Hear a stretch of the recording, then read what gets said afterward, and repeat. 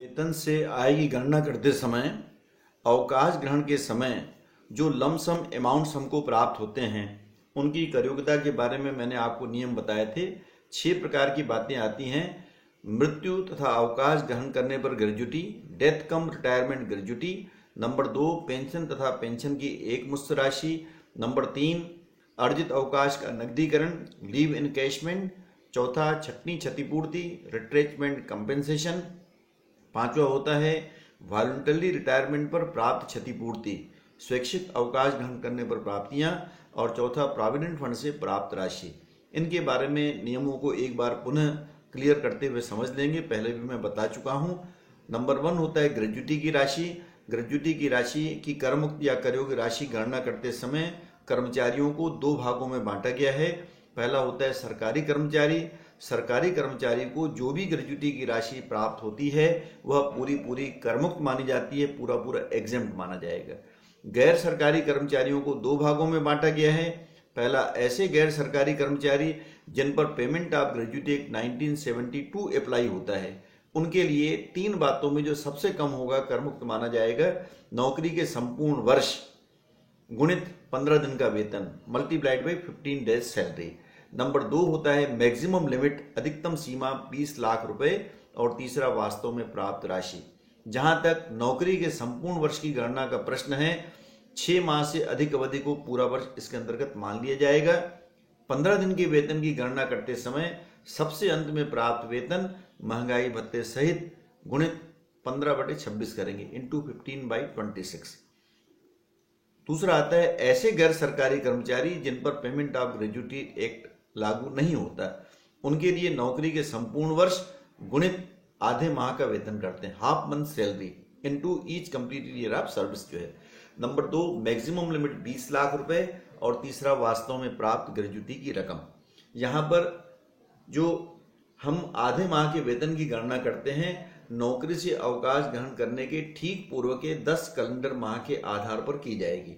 Number 2, सेवा अवधि गणना करते समय केवल कंप्लीट ईयर लेंगे, फ्रैक्शन को छोड़ देंगे। जैसे 29 वर्ष 2 माह सेवा की, 29 वर्ष 11 महीने सेवा की, तो केवल 29 वर्ष इसके अंतर्गत लिए जाएंगे। तीसरी महत्वपूर्ण बात होती है वेतन में क्या जोड़े। तो वेतन में मूल वेतन प्लस महंगाई वेतन प्लस महंगाई भत्ता यदि सेवा शर्तों के अंतर्गत है, और बिक्री पर निश्चित % से कमीशन, इतनी बातें इसके अंतर्गत जोड़ी जाएंगी। दूसरा बताया था, यदि मान लो एक और पॉइंट है इसमें, यदि 2 नियोक्ताओं से एक ही वर्ष में ग्रेजुटी की राशि मिलती है, तो पूर्व नियोक्ता से जो ग्रेजुटी की राशि की छूट मिल चुकी है वो अधिकतम सीमा में से घटाकर शेष राशि अधिकतम सीमा मानी जाएगी। मैंने एक चार्ट भी आप लोगों को प्रेषित किया है।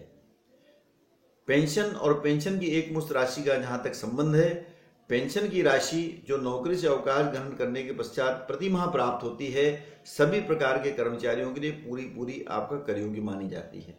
जहां तक पेंशन की एकमुश्त राशि का संबंध है, वह राशि जो रहती है सरकारी कर्मचारी के लिए पूर्णतः करमुक्त है। गैर सरकारी कर्मचारियों के बारे में 2 स्थितियां हैं। यदि ग्रेजुटी मिलती है तो पूरी पेंशन की एकमुश्त राशि का 1/3 करमुक्त माना जाएगा।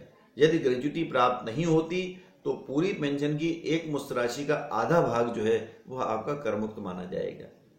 लीव इनकैशमेंट, नौकरी से अवकाश ग्रहण करते समय अर्जित अवकाश की नकदीकरण की जो राशि मिलती है, 4 बातों में जो सबसे कम रहेगा वह करमुक्त माना जाता है। 10 माह का वेतन, अर्जित अवकाश की मान्य अवधि माइनस ली गई छुट्टियां मल्टीप्लाइड बाई एवरेज सैलरी कर देंगे। अधिकतम सीमा 3 लाख रुपए और वास्तव में प्राप्त ग्रेजुटी। औसत वेतन की गणना करते समय नौकरी से अवकाश ग्रहण करने के ठीक पूर्व के 10 कैलेंडर माह के आधार पर औसत वेतन की गणना की जाएगी। नंबर 2, वेतन में क्या जोड़ेंगे, तो मूल वेतन प्लस महंगाई वेतन प्लस महंगाई भत्ता शर्तों के अंतर्गत, और बिक्री पर कमीशन भी इसके अंतर्गत जोड़ देते हैं। मान्य अवधि का जहां तक संबंध है, 1 वर्ष की सेवा पर 1 महीना माना जाएगा। जैसे किसी ने 25 वर्ष नौकरी की तो उसके लिए 25 माह मान्य अवधि मानी जाएगी।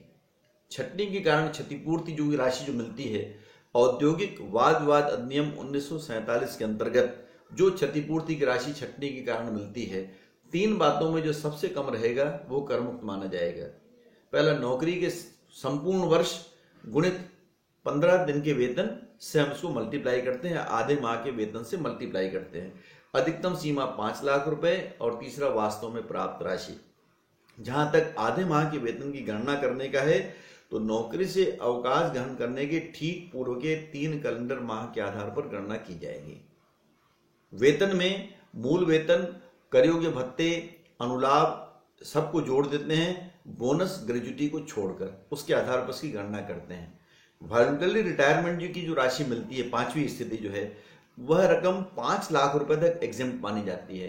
कभी कभी स्वेच्छा निवृत्ति हम ले लेते हैं अवकाश ग्रहण के पहले ही, तो ऐसी रकमें आजकल मतलब आपको सार्वजनिक संस्थानों में सरकार से हमको मिला करती हैं। अधिकतम 5 लाख रुपए तक एग्जेम्प्ट मानी जाएगी।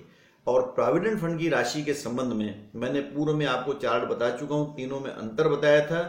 प्रमाणित भविष्य निधि की राशि जो रिटायरमेंट के समय मिलती है करमुक्त होती है, वैधानिक भविष्य निधि की राशि भी करमुक्त होती है, लेकिन यूपीएफ अनरिकग्नाइज्ड प्रोविडेंट फंड, अप्रमाणित फंड से जो राशि हमको मिला करती है, वह राशि जो मालिक का अंशदान और उसका ब्याज रहता है वेतन शीर्षक में टैक्सेबल होता है, कर्मचारी के अंशदान का ब्याज अदर सोर्स में टैक्सेबल होता है और कर्मचारी का अंशदान जो है एग्जेम्प्ट होता है।